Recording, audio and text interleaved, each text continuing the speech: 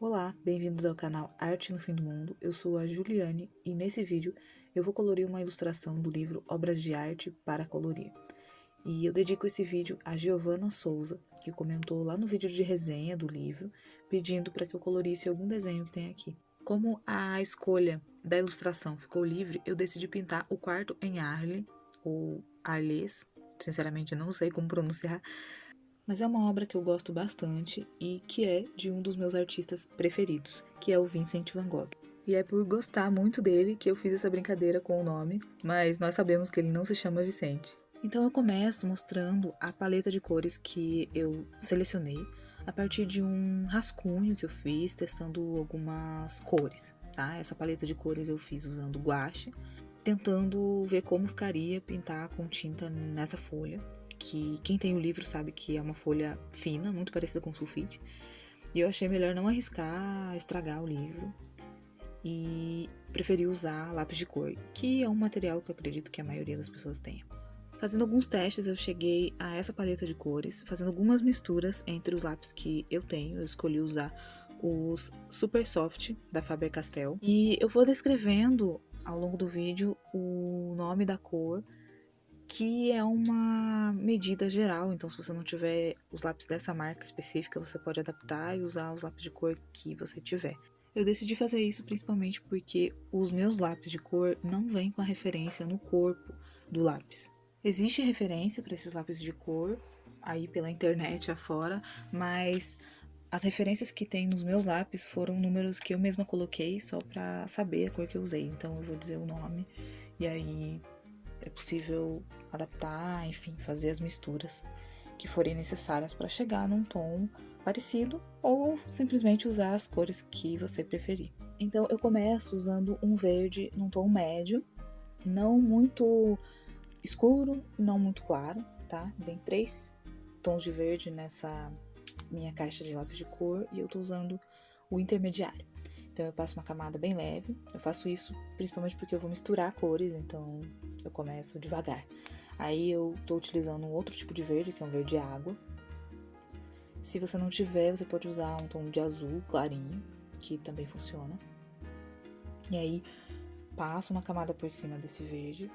E por último, eu uso o verde mais claro que eu tenho. Eu poderia usar lápis de outra marca, mas eu teria que usar muitas marcas diferentes para pintar exatamente das cores que eu gostaria. Então, para evitar fazer isso no vídeo, eu optei por utilizar uma caixinha que tivesse bastante cores, 50 cores eu acho que é bastante. E mesmo assim eu ainda precisei fazer misturas, tá? Isso pensando naquela paleta de cores que eu cheguei a partir da mistura com tinta guache, tá bem? Então eu faço algumas misturas, eu mostro aí, por exemplo, a necessidade de fazer a mistura com lápis de cor para chegar num marrom mais quente, né? Eu começo com um marrom bem escuro, fazendo essas partes do chão que tem os vincos, né, de madeira. E depois isso vai dar um efeito de sombra, bem leve, tá? Pode começar a fazer com a mão bem levinha, fazer construindo camadas, né? E nesses riscos que tem já no próprio desenho. E aí depois que eu passo essa parte marrom, eu preciso ficar voltando ali, né, com frequência, mas eu já vou para a cor laranja, tá? Um laranja que você tiver, assim, é um tom nem muito escuro, nem muito claro. E passo ali bem de leve. Por que eu faço isso? Porque eu quero um tom de marrom bem quente, um tom de canela. E aí eu mostro pra vocês como ficaria usando o tom de marrom que vem na caixa sozinho. E a diferença que faz usar ele por cima do laranja. Então aí ele já fica bem mais parecido, né, com a cor que eu queria, do que utilizar ele sozinho. Então eu recomendo que vocês sempre façam testes com os lápis de cor que vocês têm. Pode ser uma caixa com 12 cores ou com 24, 36 cores, não importa. Sempre teste, porque é possível chegar na cor que você quer, mesmo que você não tenha aquele lápis com aquela cor pronta, tá bem? Então, feito isso, de passar essa camada de laranja, eu venho cobrindo tudo com o último tom de marrom, né? Que é um marrom mais claro, assim. E ficou assim, tá? Eu achei que a pintura ficou fraquinha depois, vendo no vídeo, mas a minha intenção é que ficasse bem suave mesmo. Você pode forçar um pouco mais a mão ou passar mais camadas, caso você goste de uma pintura um pouco mais forte, né? Agora eu vou pintar os móveis, ou pelo menos 2 deles, que é a cama e a mesinha. E aí eu uso o tom de marrom mais claro que eu tenho, que é um marrom meio amarelado, mas eu queria que ele ficasse um pouco mais vivo do que ele realmente é, sozinho, assim.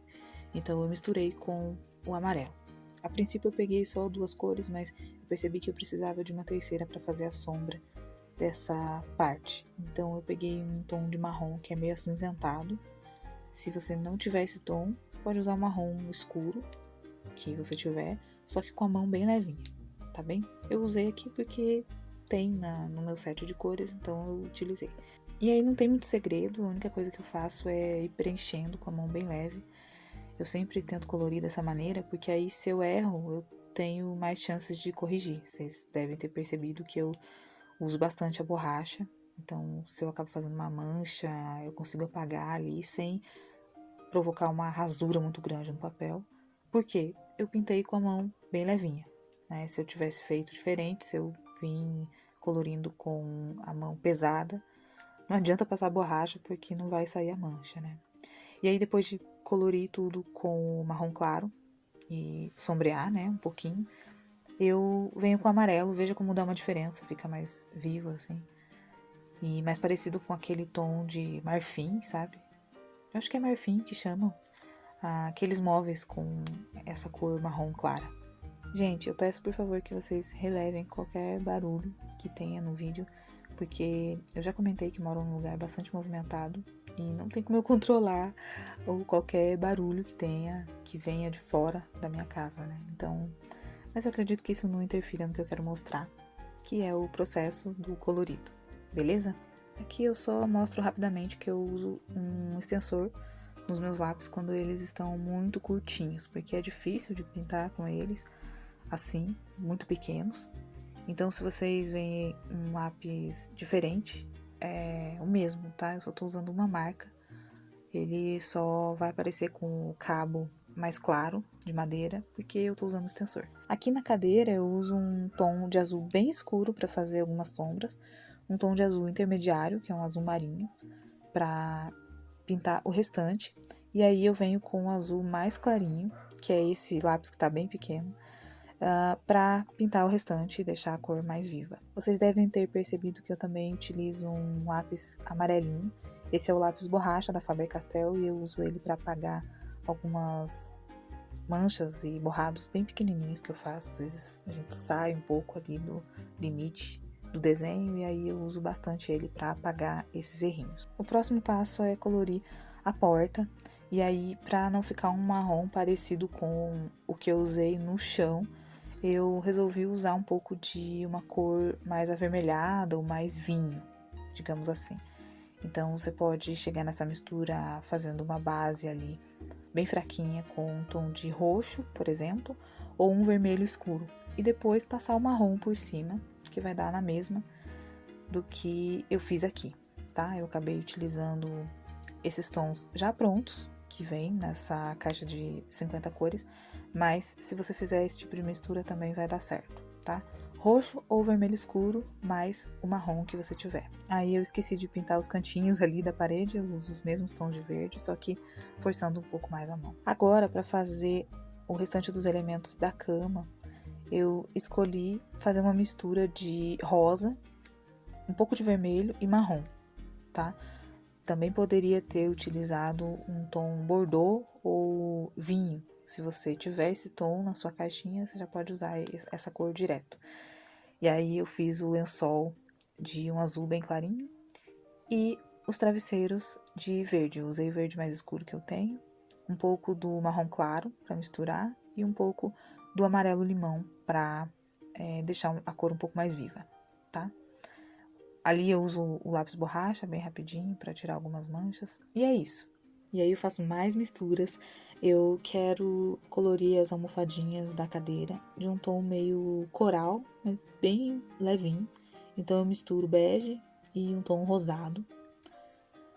Acabo usando o bege ali sozinho na toalha e uso um marrom bem clarinho para fazer algumas sombras.